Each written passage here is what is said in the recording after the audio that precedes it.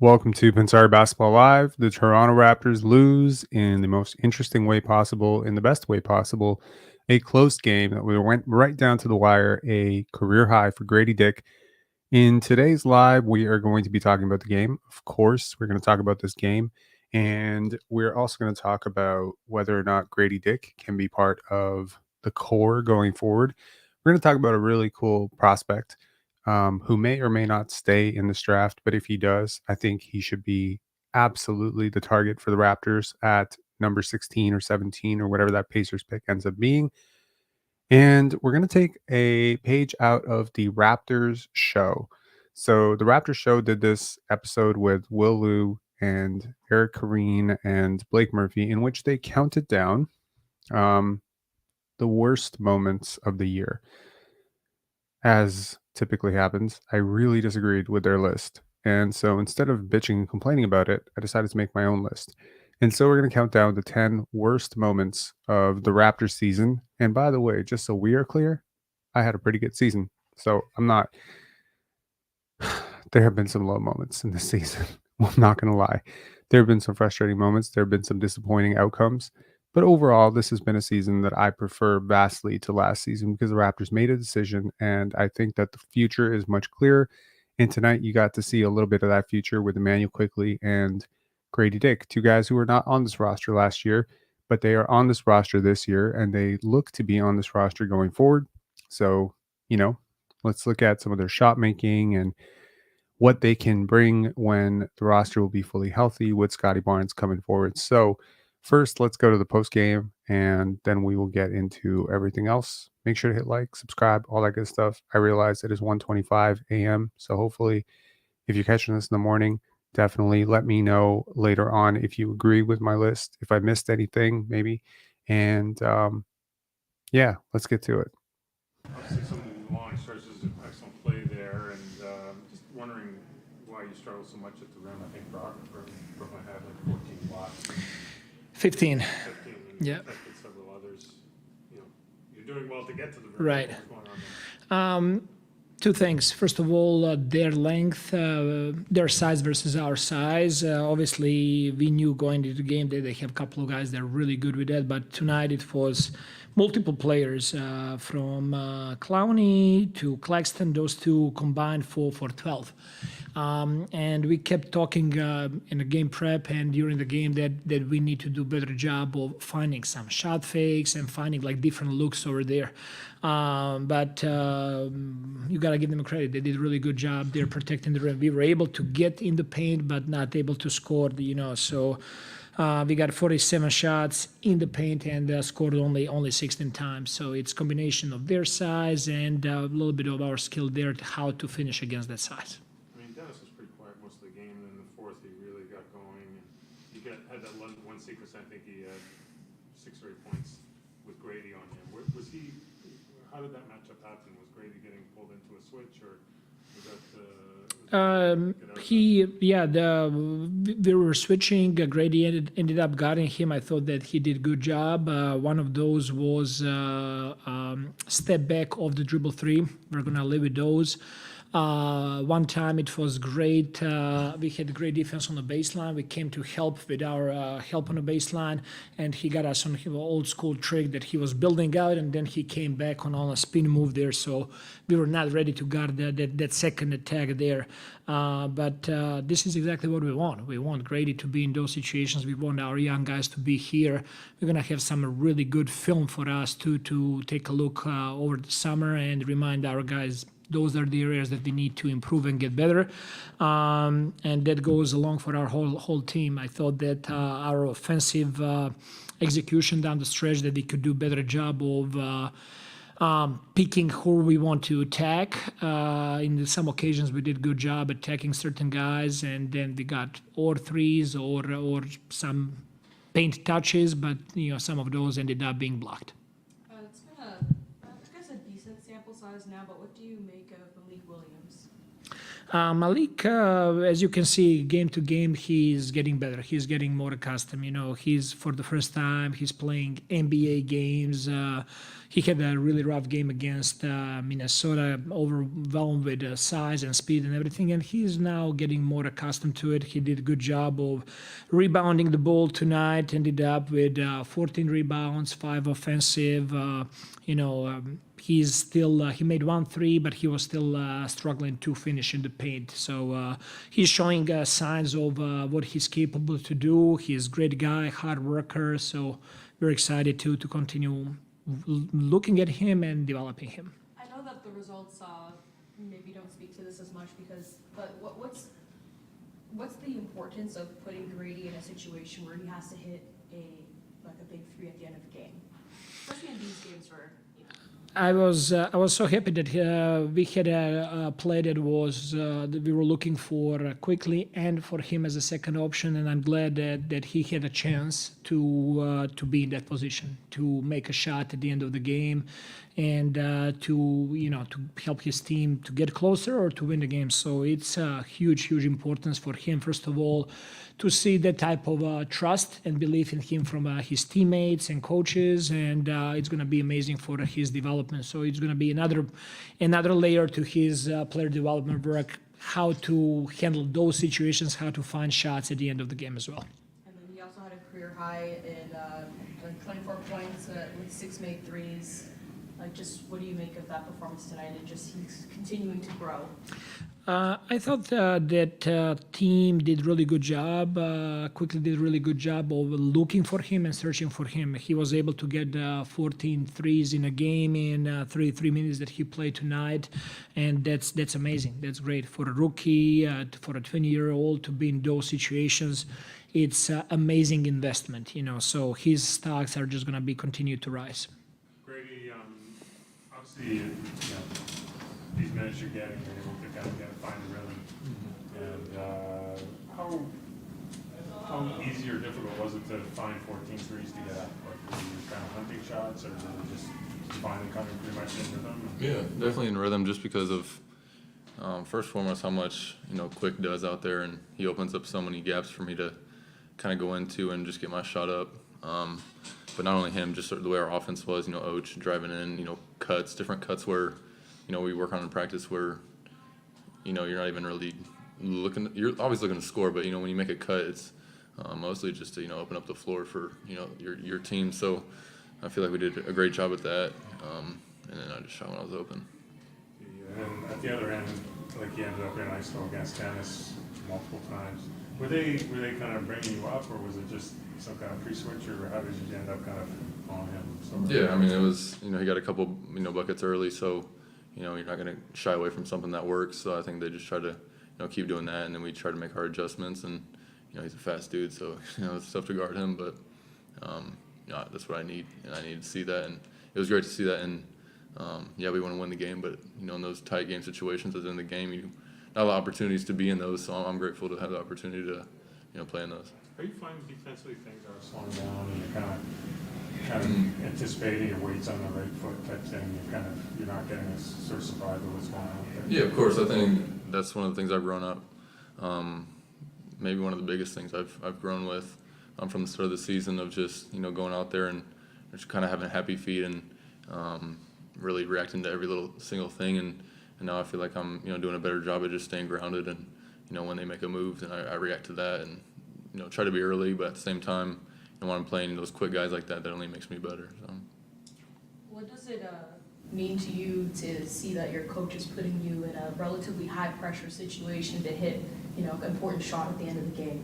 It's great. It's great. We have a couple different outlets with that last play, but it was definitely great to come off the screen like that and be open. At the same time, you never know how it's going to end, but it's great to have that faith.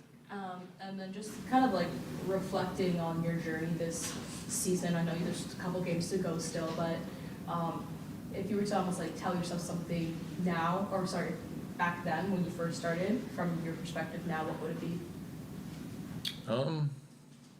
Kind of the thing that I tried to come in, to the league with was, just staying, focused on the goal. Don't let outside noise come, because at every level there's, so many distractions, with social media. I think that's the biggest. So I feel like, if you let that dictate your life, that's only going to be, negative for you. So I feel like my family on this journey has been, tremendous for me. And I think that's the thing I'm the most proud with, of how we kind of stuck together and didn't, let those outside noises affect me. And, the season's so long that you're in your ups and downs. And, when you might be in your downs, you start listening to those people, look at those comments, that's the worst thing you could possibly do. So I had the family members, keeping me in line, and that way just kind of building that consistency where I'm, even or having my ups. So it's been great. Definitely don't listen to the comment section. Yeah. I'll tell you No, I that don't. now. But my last question is more like, is there any takeaways maybe so recently that you want to work on going into the off season? I mean, at my age, definitely just build my body in the weight room. My bad. And, that core strength to be able to guard multiple positions, and the quickness of my feet. But, and then just stay tuned up with, my shooting, just get my reps, and just build that consistent work. I feel like is kind of the biggest thing, is just to be in the gym consistently. Okay. So Grady Dick had himself a night. And I just want to say that had he tuned into any of these videos, he would have heard zero Grady slander through the entire year. I'm actually very proud of that, because as you guys recall, at the draft, I was not so high on this pick. And I got to say, when I watched him play, I saw the vision of what the Raptors saw, and it's just built and built and built. And it's nice to see him closing out the year strong. It's really important for young players to do this once in a while, just to close out strong, have these meaningful minutes, have the trust of their coaching staff, and to see themselves contributing in winning minutes, right? It's another thing to go out and, put up 15, 18, 20 shots, and, your team gets smoked by 40. That might be a little bit demoralizing. It might even, build some ideas in your head that maybe you're contributing in a big way, or playing a lot of minutes might be not very conducive to your team winning. But here Grady is down the stretch. He's hitting big threes down the stretch. He's guarding, the other team's best player down the stretch. I think this was a really, really positive Grady Dick game. And this was also a very positive Immanuel Quickley game. And last I checked, those guys are 24 and 20. The future is very bright. Indeed. One team for whom the future is not super bright is the I was going to say the New Jersey Nets, the Brooklyn Nets. Mikal Bridges plays 23 minutes tonight. Nick Claxton played 33 minutes. Those are two of their better players. Noah Clowney, he got huge minutes tonight. You got to appreciate what they're doing as well, right? They're trying to tank, sort of, but not really. I thought Cam Johnson was really good down the stretch. The Nets looked like they were about to lose this game, and it looked like the Raptors were willing to win it. And I was a little bit worried, because I got to tell you, that pick is not assured, and there's a lot of confusion about the math of it, and what it all means, and whether or not the Raptors should convey it or not convey it, etc.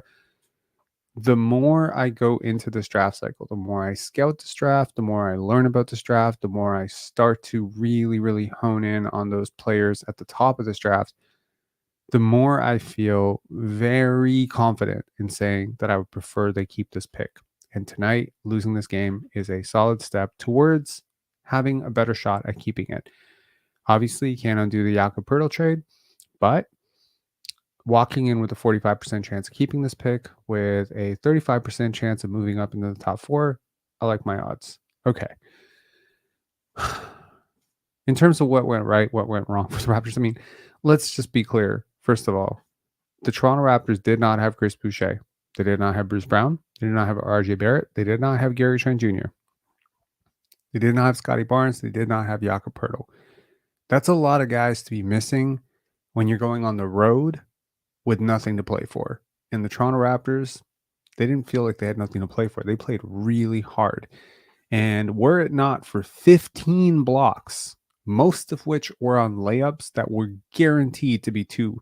Like, I thought the most the most egregious, and perhaps one that sticks out the most, apart from a couple at the end, Nick Claxton, was Noah Clowney blocking that shot on Garrett Temple, where Garrett Temple gets a steal. He goes in for a fast break, and It's almost like Noah Clowney was just like, hey, old timer, not on my watch. And I mean, it was impressive. It was an impressive block. And I found myself kind of impressed with just how Noah Clowney moves around the court. I think it was it was a late 20 pick for them, right? I think it was 23rd or 24th pick last year. And it's, it's turning around for them. It's an interesting player going forward. Garrett Temple gets a start tonight. Williams gets a start tonight. Ochai Abaji. So among those three players, obviously Abaji was the one of concern in terms of, looking at him. What can he do? What can't he do? He scored 0 points in 30 plus minutes in the last game. He manages 7 points, 1 assist, 1 rebound in this game. Not enough. Not enough rebounding. Not enough. Not enough playmaking. Not enough self creation. Not enough shooting. Not enough volume. Just not enough. On the flip side, you have Javon Freeman Liberty, who gets into double digits for the second straight game, and he is ending his season out very strong. And I thought he had a very encouraging game. Jordan Nwora, who has no problem with volume ever. This guy will put up 85 shots in a game if you ever gave him an opportunity to. And I thought, the Raptors needed his offense tonight because there just isn't a lot if you're looking around. Mohamed Gay, not a great game for him, but he did provide a little bit of rim, just a big man presence. I'm surprised he didn't start, to be completely honest with you. But I mean, neither one of these guys are NBA players, man. Like, who are we kidding here? The Raptors are missing 3 centers. They're missing every guy who could start at center for them is 5 times better than both these guys. Like, Chris Boucher is 5 times better than both these guys. Jakob Poeltl, Kelly Olynyk. So it's interesting how the Raptors have chosen to tank, because you could almost make a case that if RJ Barrett plays tonight, they guaranteed win this game. You can make a case if Kelly Olynyk plays tonight, they probably win this game. It's a really strange thing where every single game they are taking just enough off the page so that they don't win. It's a very interesting tanking strategy, and I think the Raptors are executing it to perfection. The Raptors once again failed to crack 25 assists. This has been getting to be a consistent trend lately.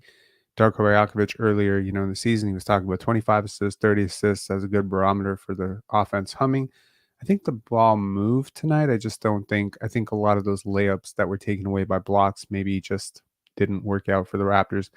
But overall, you were just a smaller team. Across the board, you were a smaller team. Every single position, you were a smaller team other than Immanuel Quickley versus Dennis Schroeder, which was a dead even. And, Cam Thomas, he was remarkably inefficient tonight. And Dennis Schroeder, even though he hits one late and he hits that big layup, I honestly thought he was going to cost him the game. He got very ISO heavy late. Sometimes you just play a bad game and you still win. He had 21 points, 9 assists, 7 rebounds. He really just took over the game towards the end, and not to, I'm really just very happy he's not a Raptor anymore. Let's just put it that way. I was like, man, if he starts gunning from 3 and starts bricking these shots, the Raptors will have no choice but to win this game. And it's like, my God, he could go on another team and still fuck my team over. It's just crazy. So I'm just happy he's not on this team anymore. And, he can go and take these kumbayas about team camaraderie and how things are done in Germany. He can take those sermons on to someone else. I really don't like him, and he's going to be a very prominent feature of my 10 worst things about the Raptors this year. The Raptors do manage to take more shots. They do manage to get on the offensive glass, and they get more offensive rebounds than the Nets, which is crazy since the Nets were a much bigger team tonight, and they had Nick Claxton, who is, he's a very live wire athlete, and they have Day'Ron Sharpe, and quite frankly, Day'Ron Sharpe would be starting for the Raptors right now, no question. There's a lot of guys on the Nets. In fact, let's do a quick game. The game is called Would They Start on the Raptors right now? Noah Clowney, yes. Bridges, yes. Claxton, yes. Schroeder, yes. Cam Thomas, yes. Watford, yes. Wilson, probably. Johnson, yeah, for sure. Day'Ron Sharpe, yes. Yeah, there's a lot of guys on that team that would have started for you tonight. So just to give it to some perspective in terms of how imbalanced this was, and the fact that the Raptors were leading going into the fourth quarter, And let me just quickly look at the game cast for a second and just give you an idea of the win probability.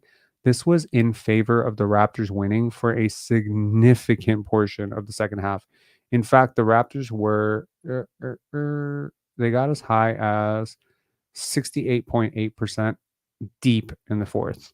So this took a cataclysmic sort of meltdown from the Raptors on one end and very strategic tanking. And ironically, it wasn't even the lineup that didn't have Grady and IQ on the court, which is like, I mean, you're almost looking at Darko like he takes Grady and IQ off the court and he's just like, okay, this next lineup with Jalen McDaniels and Jordan Nwora, this is just going to tank the team, and then I'll put in Grady and IQ, and it's almost like Darko's playing he's playing chess, and somehow that lineup didn't lose the game for them, and so now Grady and IQ have to come in and they have to lose the game. It's kind of funny.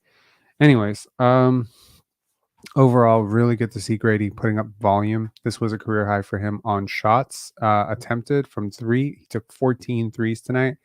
That's awesome. Scotty took 15 threes earlier this year, if you remember, before his three-point shooting fell off a cliff. But this was really impressive. Volume for three-point shooters is super important. There's a lot of guys out there. Otto is a good example where sometimes we become too obsessed with the percentages. We don't think about the volume. And volume is so important when it comes to three-point shooters. And, for much of the year, you've been dreaming of this time when Grady could be like confidently taking, 7, 8, 9, 10 shots from three. And Immanuel Quickley was also told, hey, we need you to take 10, and today we saw a lot of corner threes from Grady, but we also saw a ton of above the break threes. Let's just take a look at his shot chart tonight. Hold on one second, pull it up here.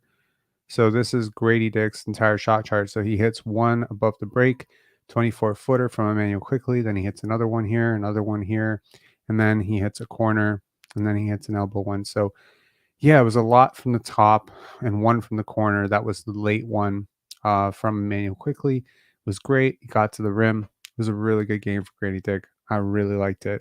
In terms of Immanuel Quickley, a lot of the same places, right?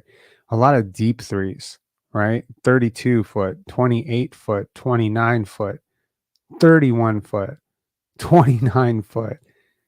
Like, have you seen anything like this? This is crazy. Like, when's the last time a Raptors point guard did this? Like, that's basically, okay, Fred VanVleet, but this was crazy. Like, to see a guy take this many threes from crazy distance, like I'm like, is this Caitlin Clark? Is it Steph Curry? No, it's Immanuel Quickley.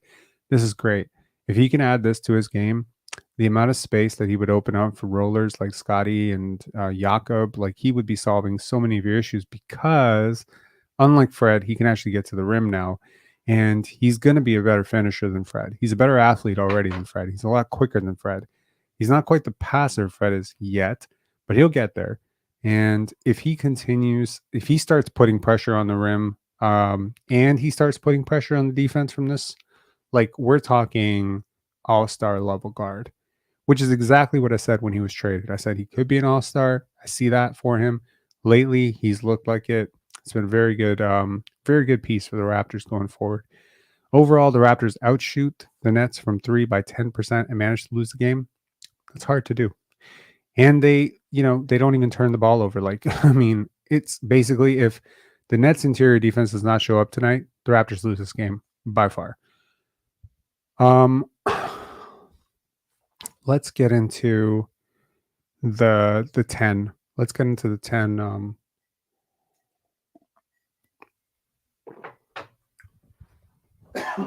Let's get into the 10 worst moments of the Raptors season.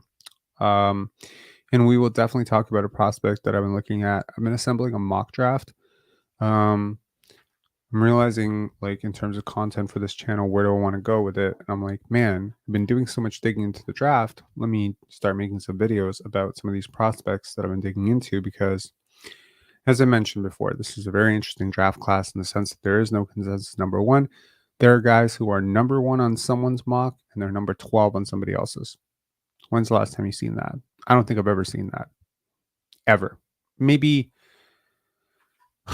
man, not even the Anthony Bennett draft, because even in that draft, Anthony Bennett was number one on nobody's mock draft. Like he went number one, but he wasn't number one on anyone's mock draft. Like he was 15 to 9, 7 max. Like he wasn't one anywhere. So I don't know. I think this draft is really interesting because you have guys like Zachary Risache who could be number one, or he could be number 6, or he could be number 10. And you have someone like Alex Sarr, who's maybe consistently mocked in the top 5. I don't know. I just find it really interesting. Okay, let's get into the top 10 worst moments. And again, credit to the Raptors show for coming up with this format. And, they went around. And again, I disagreed with a lot of their points, and it felt like it was really interesting to see how they thought about things based on how they had talked about it. Because, see, what you talk about amplifies. The points that you harp on become bigger in your mind. So they talked a lot about Scotty Barnes, leaving the court early. So that made their list. That was a really big thing. But I talked a lot about Christian Koko, and that made my list. And it was very high on my list. So stuff like that. Anyways, let's start with number 10. Number 10, worst moments of the Raptors season is the blowouts. And I'm going to lump both blowouts into this, the both significant blowouts. And that would be the Knicks 44-point blowout and the Minnesota Timberwolves, I think 48-point blowout, which set a Raptors record. That's the first one on the list, and then that's the bottom one on the list. So those two blowouts specifically that were record-setting for the Raptors. Unfortunately, those are going to be the record books for a long time. I don't think the Raptors plan to be this bad anytime soon. I do want to say, again, I reiterate this.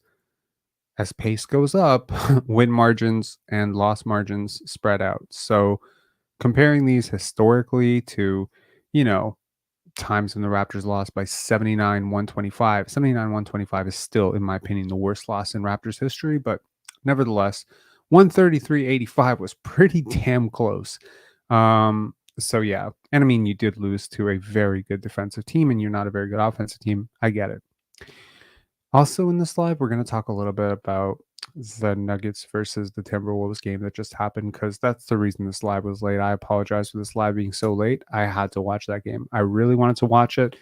It's two of the best teams in the league going at it. I've been watching a lot of bad basketball lately with the Raptors. I just wanted to cleanse my eyes and watch something really good, and I got to watch something good. So that's my number 10. Number 9, we're going to call this Scotty Gate. All of the media scrutiny over Scotty Barnes' body language, leaving the court early, it just felt like, oh my God, this entire media space is so used to complaining about Scotty's play. And now that the play, there's nothing to complain about. So now we're going to dissect his body language and, whether or not he's a good leader and whether or not he and Darko Rajakovic are on the same page and all that stuff. I found it kind of excruciating. And to make such a kerfuffle over, whether he should be suspended or, because he left the court aloof, a couple of seconds early, 3 seconds early. I just thought it was so weird. I thought it felt like a witch hunt. And I'll throw, all the acoustic stuff in there as well. That's more fan stuff. That's like a lot of, Twitter trolls and stuff like that. Man, I see that every single time. I cannot post a reel or a comment or a video or a picture of Scotty Barnes anywhere on the internet without somebody using the word special or autistic or acoustic or whatever. TikTok is so insane for starting this entire thing about Scotty having that funny run, and then it's just been so weird to the point where even he responded to it. It's so bizarre to me. These people have no lives, and it's just really hurtful. And again, anyone on the spectrum who's seeing someone who's not on the spectrum being, basically vilified or humiliated for it is just, it's really strange. So I thought just everything around Scotty in terms of like some of the publicity and some of the media and some of the fan stuff was just really weird. Number 8, December 30th, losing to the Detroit Pistons on a historic night. Also the same day you lose OG Anunoby that morning. Emotional day for the Toronto Raptors. I at the time suspected that the Raptors basically traded Anunoby to avoid the embarrassment of what was inevitably going to happen, which was they were going to lose to the Pistons that day. And I thought they were going to lose to the Pistons that day. I think I was talking about it for a really long time. I was like, man, watch that streak end against us. It just felt like all year the Raptors played down to their competition a lot. And especially the first iteration of the Raptors, like the Pascal OG Raptors, like it felt like if it was a big team, good team, they were ready. But if it was like a kind of crap team, they just weren't taking them seriously. There was like an entire, game against the Wizards where they almost lost that game and had to make this huge comeback. And there were a lot of games like that, which just made me realize that this team just was not very mature. It was not very well. It was not very together. And to see them lose to the Pistons, it didn't sit right with me. Scotty played that game. He did not play well. Dennis Schroeder played that game. Pascal Siakam played that game. I don't think that losing that game did any good things for the Raptors in terms of trade value. Like I think a lot of players just took a hit that day. I think the worst part about that day was just that nobody really thought it was all that unexpected. It wasn't that shocking. And I think that really showed where fans were on that team. Number 7. I've used the picture of Delano Banton here, but it really could go for a bunch of players.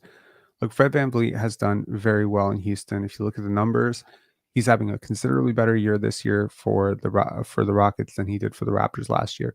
Pascal Siakam is shooting much better for the Pacers. He's just been better for the Pacers. Is he $50 million better? No, but he's better. OG Anunoby has been considerably better with the Knicks. Malachi Flynn has been better, apparently, scoring 50 points for the Pistons. Precious Achiuwa has been marginally better for the Knicks. Literally every single player who left the Raptors has done better at their next stop. And I found that, as much as I'm very, very happy for these players, and I would be happier, it just feels like you could really use a guy like Delano Banton right now. I'm not kidding. Like, he's putting a lot of pressure on the rim. I could argue for the last month he's probably been the best player on the Portland Trailblazers, and that's a guy who Nick Nurse did not deem worthy of 10 minutes a night last year. And the Raptors, you could say whatever you want. He left on his own terms. He didn't want to be here. There was external pressures, local people, whatever. He needed to change the scenery, all that stuff. The truth is, the Raptors did not offer him enough of an offer to stay. And you put 2 years, 3 years into this homegrown kid, and now can you say with a straight face that Ochai Agbaji is a better prospect? Because I cannot. I'm just saying. And he's younger too. So they're the same age. He and Ochai are roughly the same age. I think 23, 24 years old. Delano's bigger, right? Ochai's got more specialist potential maybe as a defender, but Delano's got way more offensive potential right now as a creator and as a ball handler and just as an athlete. Maybe not as an athlete, but again, like if you're comparing these two players, you can't really make a case with a straight face that Ochai is a considerably better prospect. And so, yeah, when you look at teams like the Denver Nuggets, which I just watched right now, and you see guys like Peyton Watson, Julian Strother,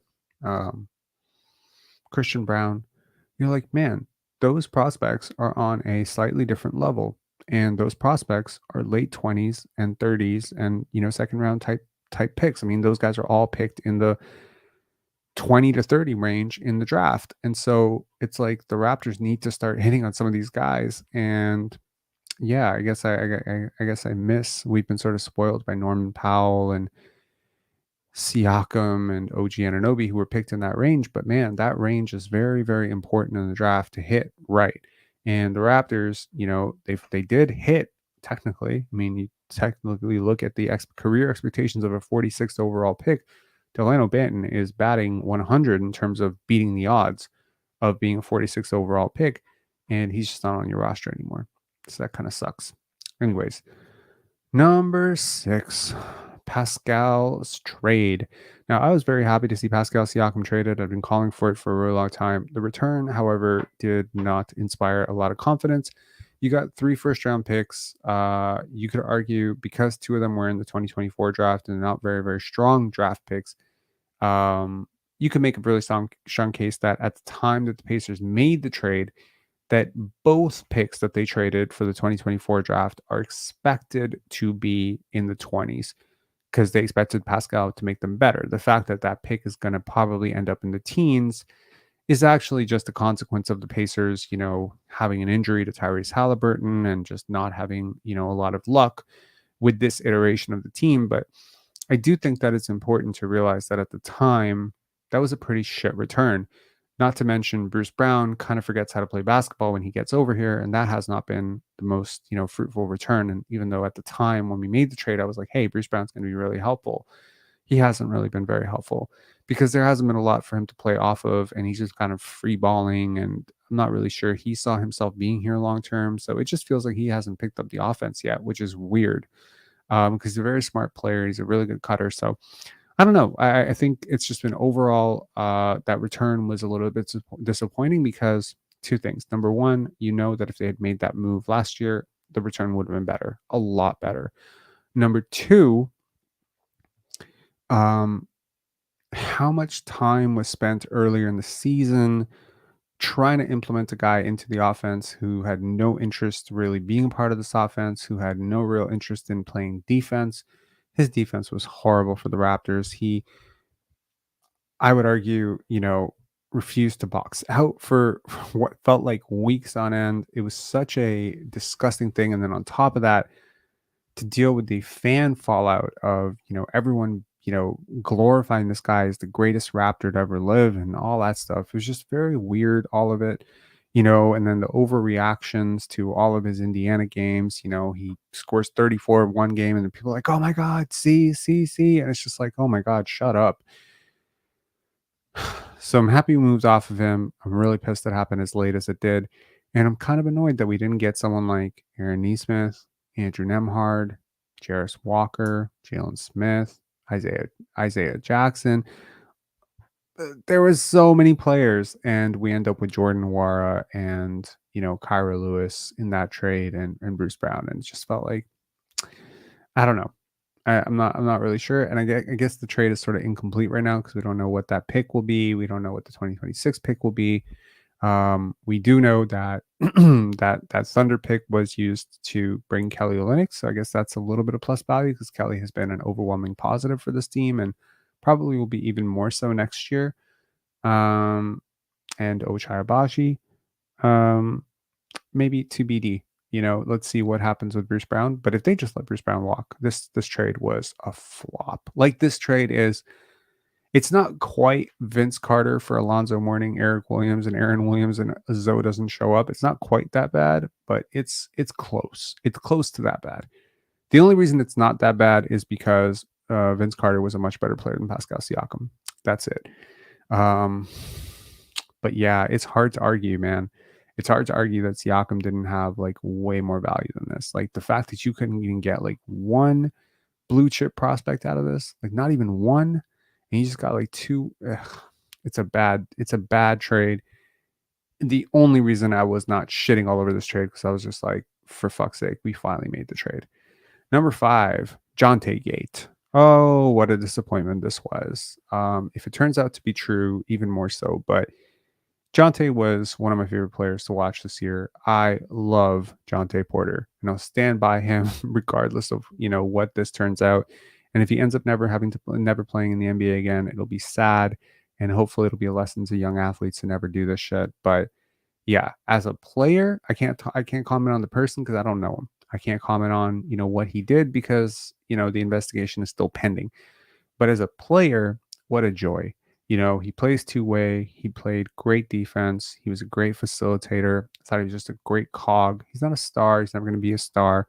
But man, it felt good to get one. It felt good to make one, to have one work. And if you want to look at a positive side of this gambling scandal, I'll give you the positive side.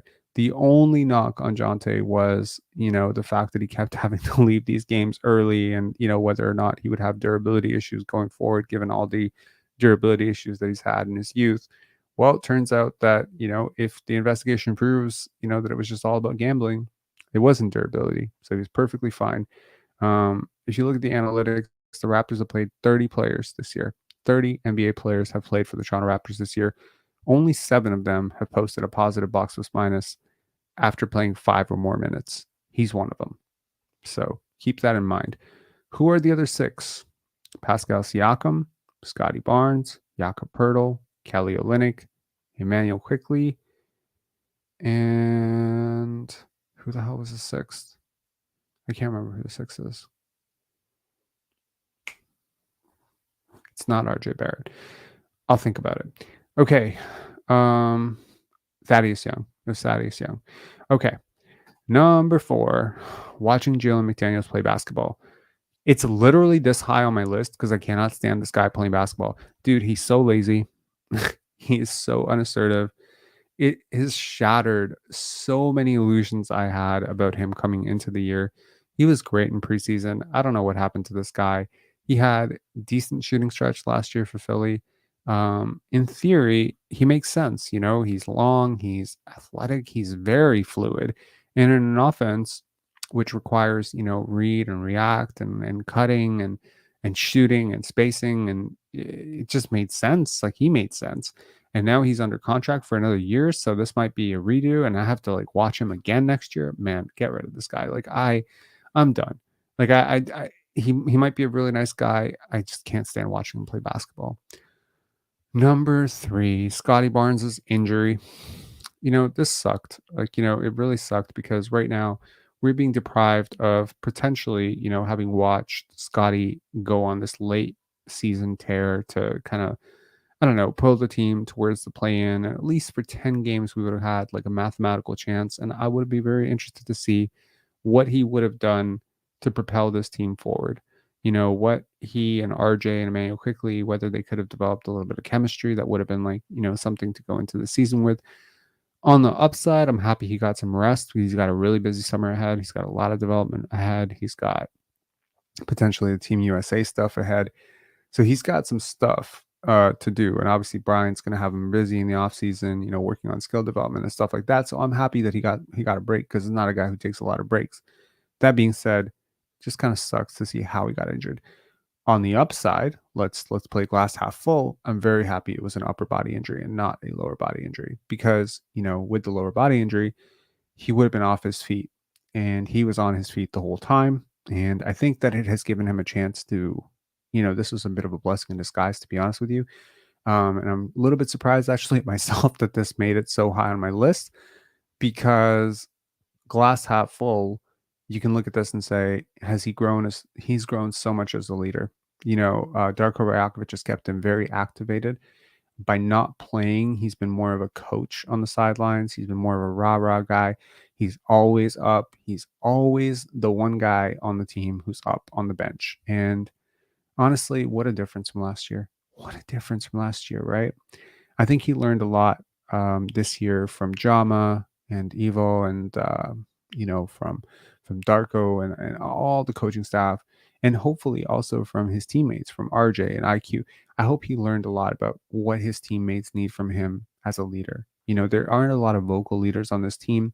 Personally, I wasn't too enthused with him saying, we're all leaders, everybody's a leader, blah, blah, blah, everybody has a voice. No, you the star player, your voice is the biggest. You got to use it. I think he's going to learn how to, and I think this injury might have helped him, you know, to see his teammates from a new vantage point, to maybe learn a little bit more, grow a little bit more confident. You know, he's been asked to talk a lot more in team huddles. He's been asked to talk a lot more in coaches meetings and in scouting sessions and in film rooms and whatever. So they're keeping him activated. And I think that this has been a big priority for this coaching staff to just get him to be a little bit more vocal, you know, not just, you know, like vocal, like, you know, screaming on the court, but vocal in terms of telling his teammates what he wants from them, how he wants from them. And his communication skills, verbal communication skills, are going to be very important for this team going forward. Number 2, the Dennis Schroeder douche, you know, experience, the douche experience. Look, man, I can't stand this player. I actually, you know, it was very ironic. I was like, God works in mysterious ways. Cannot stand Fred VanVleet, and then somehow God sends me a player that I can't even stand, that I can stand even less than Fred VanVleet. Because unlike Fred VanVleet, who is, you know, a really, really good player in the NBA and is an all-star, type impact type of guy. And you say what you want about Fred VanVleet being a real all-star. He is an all-star impact guy. He may not put up all-star numbers. He may not have all-star talent. He may not whatever, but he projects impact like an all-star guy. And he gets paid like an all-star guy too. No, instead we were treated to mid-level exception, bargain basement, Dollar Tree version of Fred VanVleet, who thought he, had a right to come in and lead the team on day one. And just everything about him rubbed me the wrong way. His moral rectitude sermons, his, recollections of how things were done in Team Germany, his stupid appearances on the Raptors show, that entire meltdown he had in Miami where he just took over the game and cost the team the game and then apologized for it afterward. I just couldn't stand this guy. And the fact that the Raptors traded him is honestly like happiest day. Happiest day. When I found out, I was like, I didn't care what we traded him for. Honestly, I'm happy we didn't trade picks to get off of him. That is great. He outperformed his contract. Yes, he's a pretty good player. Yes, can't stand him. Just can't stand him. Personality, just fuck it. And number one, the most disappointing thing of the season, obviously Christian Koko being waived, blood clots, everything. Look, man, apart from Scotty, Grady, IQ, RJ, he would have been de facto my top young player on this team. Depending on how he might have developed, maybe even ahead of RJ. He has had so much potential for a modern big to move like he does, to read the game like he does, to work like he does. There's a lot of work that was being done behind the scenes on his shooting, and we'll never get to see it. We missed Summer League. We missed everything. We missed most of the second half of last season. Most of Summer League, all of preseason. We just never got to see it. And I tell you, if we'd gotten to see it, I think we would have seen like a real rim protector, a real lob threat, a real pick and roll partner for Scotty Barnes, a real short roll, passer who had like elite.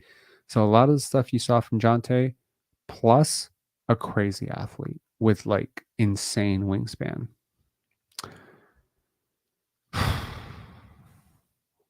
It's a blow. I don't think it's quite realized how much of a blow, and we'll never know. And I guess maybe if he was a lottery pick or something like that, people would have cared more. If this had happened to Grady Dick or Scotty Barnes or something like that, or Immanuel Quickley or RJ Barrett even, like I think people would care a lot more. But it happened to, a guy who was a second round pick, and he was a second rounder, and he wasn't some highly touted guy. And I know this community cared a lot, but yeah. I didn't include Jeff Doughton getting waived because it was just before the season really started. And yeah, Jeff getting waived was a bummer for me personally, but I don't think it moves the needle as much for the Raptors per se. Of course, apart from the fact that the Raptors have to play Malachi Flynn for most of the season, and even right now they're playing Javon Freeman Liberty, and I like Javon a lot, but Jeff is still a better player than Javon. He's a better player than Marquise. He's a better player than Malachi. He's a better player than a lot of these guys. So yeah, overall, not a disappointing season for me, but these were the 10 most disappointing things. Rank scrub, good timing on that. That's hilarious. Have you mentioned Doughton on the 76ers and not the Raps? I am very, very happy for Jeff Doughton. I reached out to him when he got that contract. I'm very proud of him, and proud of Brian, and proud of his camp and his parents, his father. It's been a really interesting journey to witness how much he worked after he got bounced from the Raptors, and how he just went right back into the lab. He never hung his head. He never like felt bad for himself. It was just boom. He just goes right back into it. So yeah, I don't know. I really like him, and I'm always praying for him and to do well. Okay, a player that I really, really want to hone in on. So okay, a couple of things from the Nuggets Timberwolves game that I just watched. First of all, the Nuggets feel unstoppable, right? A lot of people thought they were going to really miss Bruce Brown. They do not. Peyton Watson is ridiculous.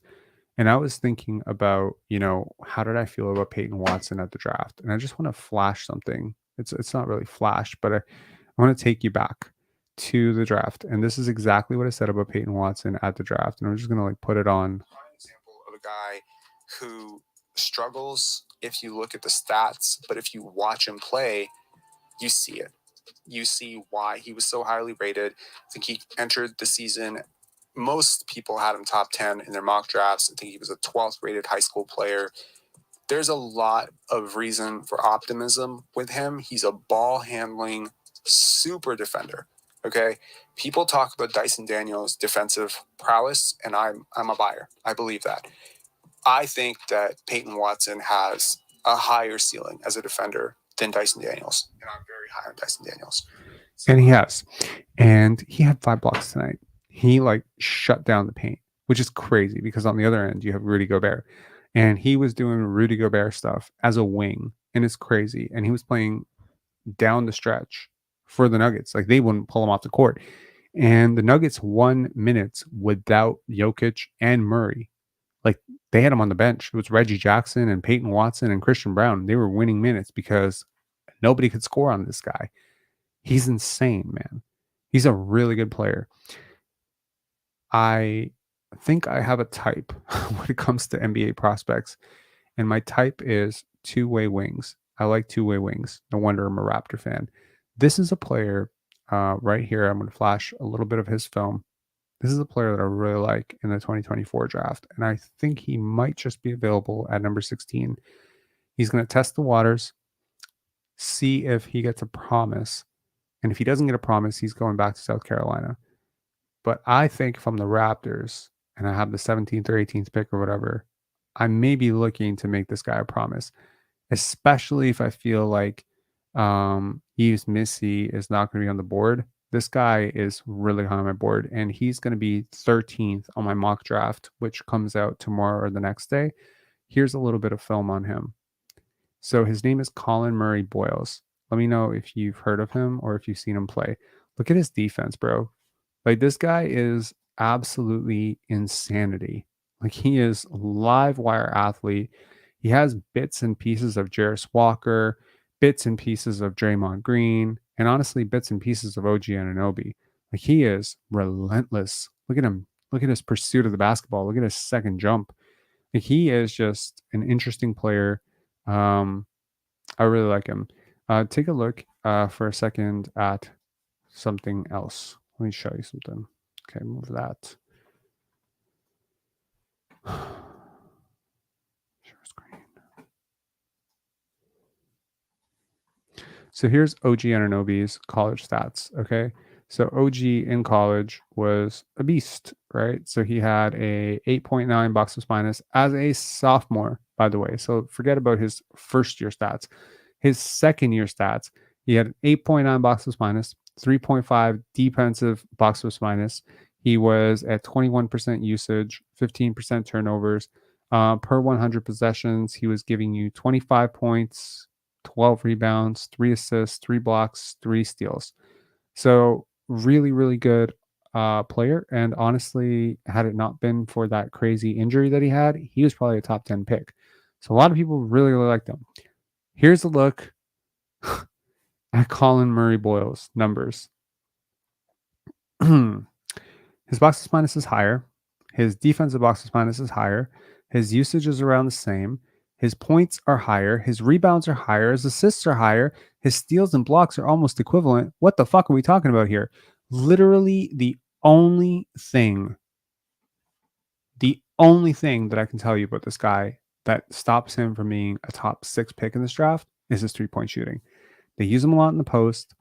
Rank Scrub saying, I think CMB is going back to college. We don't know that yet. So he might, and he has said that he will, but I have a feeling that somebody's going to get in his ear and be like, yo, this draft is really weak, and you can probably get someone to give you a top 13 promise. I don't think he's okay, so here's the problem. South Carolina is not just going to automatically turn him into a shooter next year. Pro reps are really important. Okay. He would be much better off getting into, if he can find a team like OKC or Toronto or Utah to give him a promise. I promise you those teams, or Boston, some team. Number one, it's going to help his development so much more to be in the G League than it's going to help him to be in college, because he's going to be his team's like de facto shutdown defender. Is a terrible mistake for him to go back to college. Is a big mistake for him to go back to college, in my opinion. Unless they give him a guaranteed green light and you're like, okay, you're going to take 6 threes a game, it's not going to happen. So on the season, he, I believe, made 0 threes. So the question then becomes, it's like, he's an undersized power forward who needs to morph over to small forward. But the tools are the tools, bro. The hands are the hands, the tools are the tools, the athleticism is the athleticism, and the impact is the impact. He is an interesting, like, he can be a small forward. I'm convinced. He's not a tweener. He's a full, like, I think he can be a small forward. I think he could be like a small ball four as well. He has a lot of OG Anunoby, Peyton Watson, Draymond Green, all that stuff. He has it for sure. And he has great instincts for the game, great timing, great feel, great rhythm for the game. He has really good like lateral quickness. I see no reason. I don't think his game is so like robotic necessarily. He's heavy. Like, he's a heavy guy. He's a big boy. He's 6'7". He's built like a linebacker. Like, he's a big dude. But I think he's got some playmaking potential. And in a system like the Raptors, where with Darko Rajakovic, oh my God, and he's a really hard worker. From everything I've gathered about him, he's a super hard worker. So, man, if he comes out, that's my pick, man. It's between him and Yves Missy. And so, again, looking at those players, now I'm starting to think, oh my God, I really am starting to like this draft. Not for superstars, not for anything like that. Now, I thought a lot about Rob Dillingham yesterday.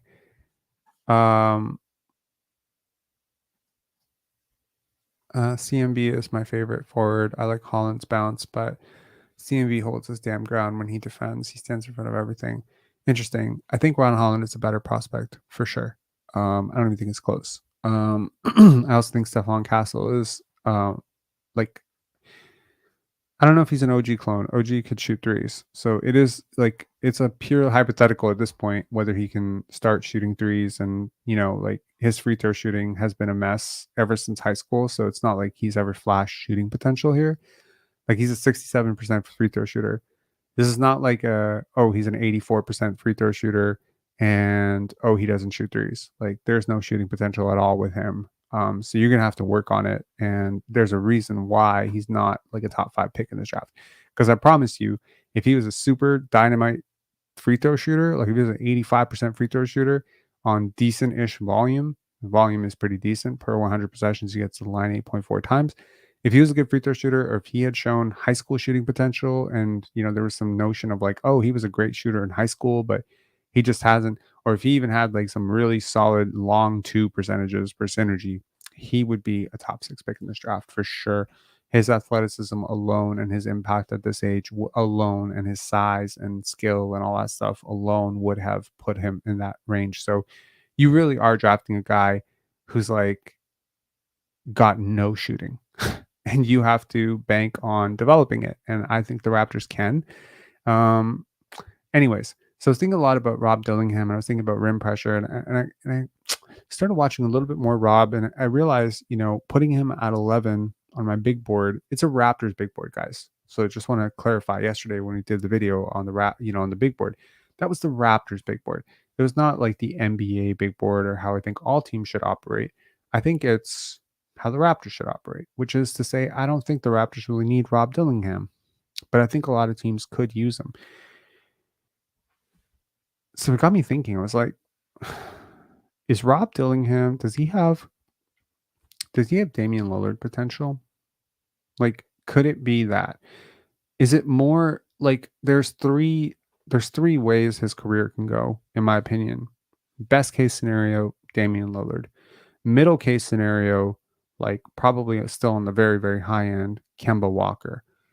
Low end, Bones Highland. Right? And I think he's more Bones Highland than anything else.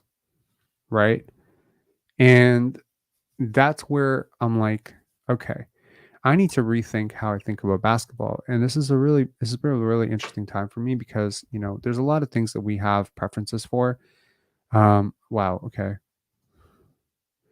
My ideal draft is connect, CMB, ED if we only get the 6th pick. So you would pick Dalton Connect with the 6th pick? I wouldn't. And CMB would be down at 17, 18, which I don't think he would be, and then ED at 31. I would hate this draft. I would literally, I would riot if this was our draft. Actually, no, I wouldn't. I mean, I think CMB at 17, 18 would make it okay for me. And I would understand the logic on Connect, but it really would depend on who else was left on the board when you picked them. Because I would put Dalton Connect closer to like 10th, 11th on my board. His defense is atrocious.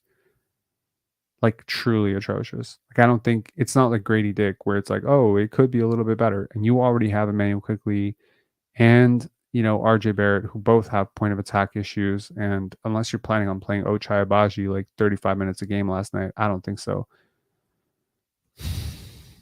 Capital gains. I would put money down that we are not getting the 6th pick. That is a really, really smart bet because the odds are you're not going to get the 6th pick. The odds are you're probably going to get 4th, 3rd, 2nd, 1st, or no pick. I think anyone expecting us to pick 6th is sadly, failed math. It's just the odds of it are very low. Connect has the absolute best looking shooting form of all the prospects. He floats when he lands his feet.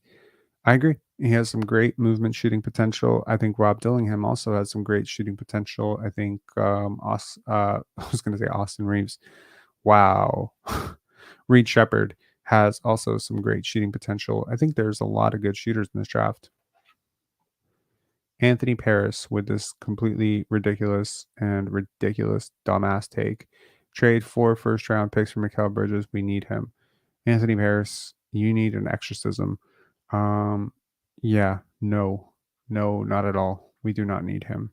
And we definitely do not need to trade 4 first-round picks for him. Did you just watch this game tonight? Like 4 first-round picks? My God. This team needs youth. This team needs defense. This team needs shot creation. But one thing that I was really thinking about, and the reason I was thinking about it was because I was watching the Suns. And this is on the heels of, getting blown out by the Clippers last night. And the Suns were back, facing the Clippers today. The only difference is today, the Clippers decided to rest Paul George, Kawhi Leonard, Russell Westbrook, and Norman Powell. Why are you name calling? It's a good trade. It's not a good trade. It's ridiculous. It's a dumbass trade. What are you, like 12? Why are you name calling? It's a dumbass trade. 4 first-round picks for Mikal Bridges? Where? How? What? No.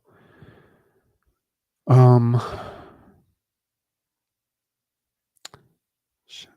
There's always one. There's always one person in the chat that's like that. So I was thinking about the Suns a lot, and I was thinking about Bradley Beal and Kevin Durant, Devin Booker, and I'm watching the Suns team play Grayson Allen, and I'm like, nobody can put any pressure on the rim. Nobody seems to be able to get right to the rim.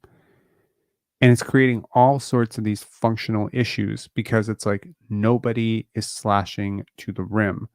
Nobody is getting to the front of the rim and collapsing the defense. It's just jump shot, floater, jump shot, turnaround, ISO, jump shot, fadeaway, mid-range, jump shot, corner 3. And it's just jump shooting. And it's like, man, no wonder you get to a fucking point where at one point, I'm not kidding, the Clippers were winning 30-4 in the first quarter.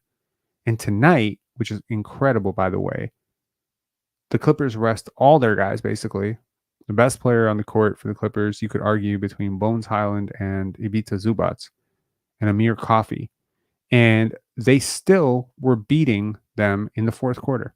They were beating the Suns in the fourth quarter. And the Suns had everybody. They had Devin Booker. They had Bradley Beal. And so the question then becomes, it's like, you're stacking these skills together that just overlap. Kevin Durant, Bradley Beal, and Devin Booker are the worst synergy big three I've ever seen in my life. They all do the same thing. They're all mid-range jump shooters. There's nothing there. If you put Devin Booker next to a Scotty Barnes and a Tyrese Maxey, you're going to get an elite offense because those are three very different players and they do very different things. If you put Devin Booker next to a Joel Embiid, you're going to get a very efficient offense because they are very different players that do very different things.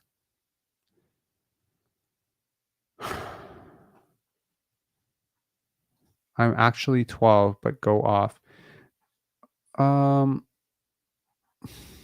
That makes a lot of sense. If you're 12, you should go to bed. It's 2:30 in the morning. So, like, I don't think you're 12. I think you're a troll. Personally, I don't think you're 12.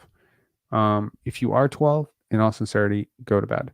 But I don't think you're 12. So the larger point of this is the Raptors need to have people who apply pressure to the rim. Scotty doesn't do it in a conventional way. Immanuel Quickley started to do it. RJ Barrett does it in spades. So RJ Barrett becomes a very valuable cog in terms of synergizing the whole thing, right? Because if you think about the Raptors offense last year, what was missing? When did it look the best? It looked the best when Scotty was really assertive driving to the basket, or Siakam was really assertive driving to the basket. There was this one period, around the All-Star break where Fred got really assertive driving to the basket and started putting some pressure on the rim. The best offenses work best when there's an adequate amount of rim pressure and shooting and movement and cutting. All of these things have to be pushed into together. But you can't just move and move and move without any collapse. You have to collapse. You have to put pressure on the rim. And so, therefore, Jack saying Castle could help with that. Not really. I mean, a little bit, but not really. And on the defensive end, it's the complete opposite. So rim pressure, rim protection, it's an opposite, it's an opposite skill set thing. And so the best teams are going to have an adequate amount of rim pressure, shooting, movement, point of attack defense, and rim defense, rim protection.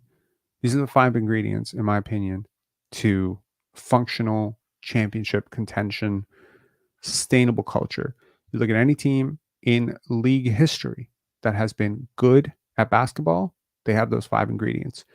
Movement was facilitated through the triangle, rim pressure, Kobe Bryant, Shaquille O'Neal, Michael Jordan, whether you're talking Dwayne Wade, LeBron James, whatever, there's a lot of rim pressure there.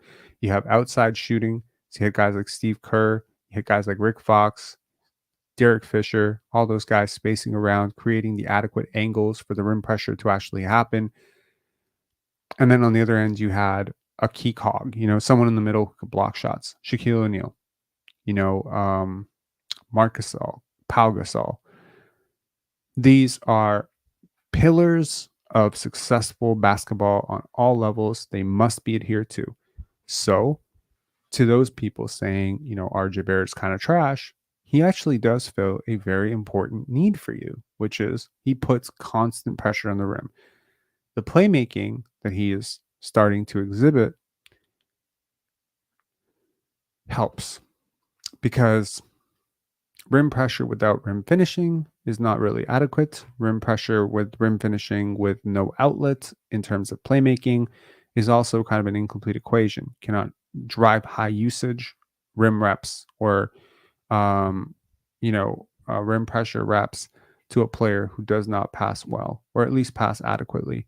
And what's interesting is the Raptors have 3 guys who they are looking to develop into diverse, interchangeable offensive pieces, none of which are offensive superstars in the prototype of a Michael Jordan or a Kobe Bryant or a Kevin Durant, but all of whom can float and function within an offense that runs around them. So for instance, let's say one play, I'm going to run it through Immanuel Quickley with a high screen and roll from Scotty Barnes. Immanuel Quickley gets right downhill, and look, 4 months ago, he's pushing a floater. He's not seeing his open teammates, but right now, if the defense cheats off the corner, he's going right to the weak side, doing a cross court pass, or finding Scotty cutting to the basket, or Scotty popping up, and the passes are more accurate. And if the defense doesn't cover it correctly, he's going right to the rim. And if the defense goes under the screen, he's pulling up from 25 feet. You have made RJ Barrett and Immanuel Quickley so much better right now. And here's the crazy part. I think that both of these players are better than OG Anunoby offensively right now. Both. Not one, not together, but each individually. Each of these players individually is better than OG Anunoby on offense right now. By far. As passers, as playmakers, as ball handlers, as shot creators. They're just better. So you got 2 for 1. Defensively, totally different conversation, not worth having. They're younger than OG as well. So you got the younger, better player, and you got 2 of them. This is a win in my book. You got to figure out the defense, though, because perimeter defense has been a major issue all year. Point of attack defense, rim protection has been an issue. Jakob Poeltl is not Rudy Gobert or Victor Wembanyama. He cannot clean up everything for you. The Raptors will need to shore up some of these issues in the offseason. They'll need to shore it up through free agency, trades. I don't know. In terms of who stays, who goes, I don't know. I think it's safe to say Immanuel Quickley is staying. Scotty Barnes is staying. Grady Dick is staying. RJ Barrett is staying. Those 4 guys are staying. What will happen with Jakob Poeltl, I do not know. Kelly Olynyk will probably stay as well. It seems this team would like some continuity going to next season, and I think that's a good thing because continuity builds better habits, but builds better culture, and you don't want to just be having this massive roster turnover every single offseason. Like, it's not good. I think the Raptors are going to be a really good team next year. The more I think about it, the more I understand what they're doing, the more I think about Darko's offensive philosophy, the more I project a little bit of growth into Immanuel Quickley and RJ Barrett, the more I realize the Raptors actually have like 8 or 9 NBA players. You know what I mean? Like NBA rotation players. Like they already have like 8 of them. Can they turn 2 of those into a really good one? Does Gary come back? I think these are all questions worth asking. In terms of Gary Trent Jr., what's interesting is he does provide a little bit of shooting, but he doesn't provide a great deal of rim pressure. He doesn't provide a great deal of rim defense. He doesn't provide a great deal of point of attack defense. So the question is, how does he work in a lineup? Does he just provide space for those who do those things, right? I think that's the important thing to realize here is it's always 5-on-5. It's never 1-on-1. It's never about isolating one person's strengths or weaknesses. It's about how those strengths and weaknesses work in the grander context of everything. You look at someone like Nikola Jokic and, maybe the eye test will tell you he's a bad defender. I find him to be a very effective defender all the time. I find him to be a very effective defender. You just have to know what you're looking for. Luka Doncic is another example. It's not nearly as egregious as Trae Young. He has functional moments on defense. So I think of a guy like Luka, I think of a guy like Kyrie, and I'm like, man, how much shot making and rim pressure do these guys put on an opposing defense? You're constantly in rotation. You're constantly scrambling. You're constantly so I think the question that the Raptors really have to ask themselves is, who is your Luka? Who's your Kyrie? Because Kyrie and Luka are more talented than every player on this team.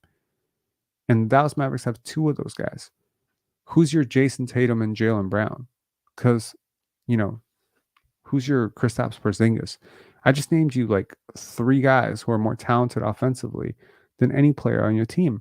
And so you're going to have to, figure out ways to grow, to bridge that gap, right? Giannis puts a ton of rim pressure on the opposing defense. Teams have to collapse to deal with him. He's gotten better at,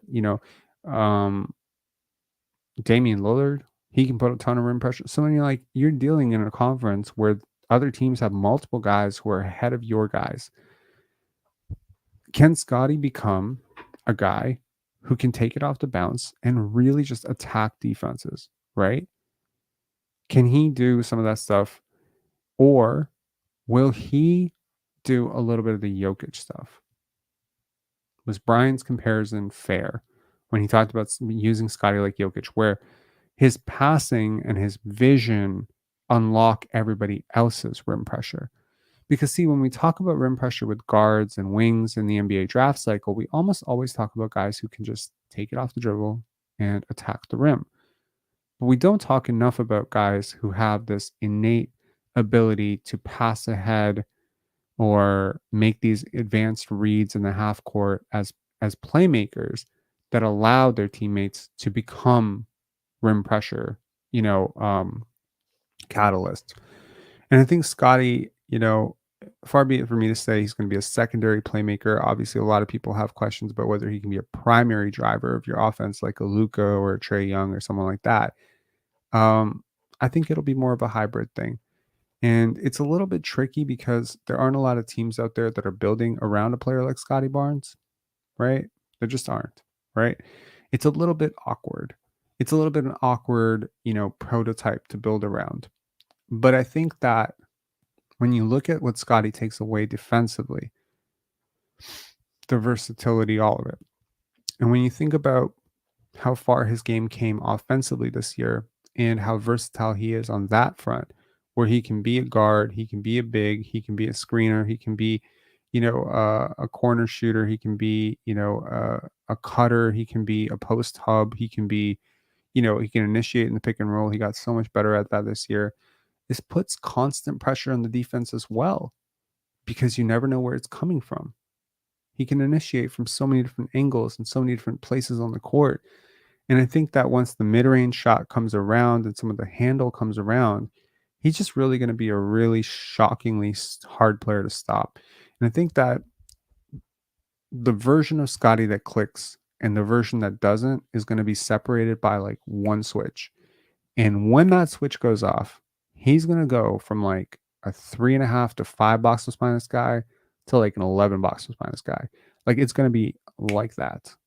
And I think it's just going to be him realizing how good he is and how to control the game and from where he's going to control the game. Because I'll tell you right now, if he puts it in the post against a guard, your defense is in big trouble. And if he puts it on the floor on the top of the key in a pick and roll with a big, your defense is in big trouble. He's putting your defense in all sorts of rotation all over the place.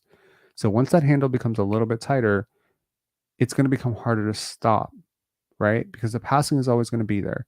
So as long as the shooting can be there, he can serve as a spacer for his other teammates. So when RJ and Immanuel Quickley are going, he can serve as a corner shooter, or he can, provide some spacing there.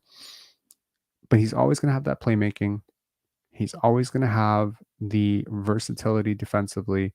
I think it'll be really interesting to see if he can get some of the predator wing stuff that Kawhi and PG have, because when he does get that stuff, he's going to have playmaking that those two can't even dream of. And it's going to unlock everybody else around him. And that's something you realize when you're watching Jokic play, something I realized tonight when I was watching Jokic play as well. It makes all the players around him so much better. There are players on that team that are just marginal role players that would look so terrible in an offense not with him. And with him, they look absolutely like unstoppable. He's putting them in perfect positions to score. He's giving them the easiest and openest shot, the most open shots that they've ever seen in their lives.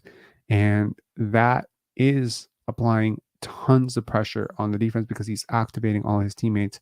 and he's making them into things that they're not. He's making them better shooters by giving them better passes. He's making them better finishers at the rim, or he's applying more pressure because he's directing traffic from the middle of the floor, and he's so dangerous there. And that's the thing with Scotty. He's so dangerous there too. And so it'll just come down to a few things with Scotty. It'll be, again, the handle, a midi post package, the mid-range shooting, etc.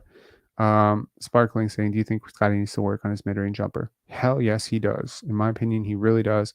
And that's going to unlock everything, because from the middle of the court, from the pinch post area, he can be a dangerous playmaker. And if he is assertive and he looks to score, he is going to put a ton of pressure on the rim. Yeah. Anyways, that's it for me. This is an hour and 20 minutes into this live. Let me know in the comments below if you agreed or disagreed with my list, or if there's anything that you would add to the list of the 10 worst things to happen for the Raptors this year. And yeah, we'll definitely have a mock draft in the next couple of days. There are 2 more games left in the Raptors season, both games in Miami. I'm kind of hoping Scotty gets to play one. It's in front of his hometown. His mom will be there, etc. So it might be nice to just see him, have one game, especially if the Raptors lose the first game and then there's nothing to play for or nothing to play against in the second game, because again, the pick implications are you can't move. Once you lose one more game, you can't lose. You can't move up. You can't move down. You're deadlocked at 6th. So you might as well let Scotty play, RJ play, Immanuel Quickley play, and just have one game against the Miami Heat where just all the marbles. It's your version of the playoffs. They're fighting for seeding. They're still playing for something. Go out there and just kick their ass. I think it would be great. It's a good team. The Heat are a good team. They're ramping up for the playoffs. Give them something to play for. It would be kind of cool. Yeah. Anyways, talk to you guys later. And Rank Scrub, thanks a lot for the super chat. Cheers.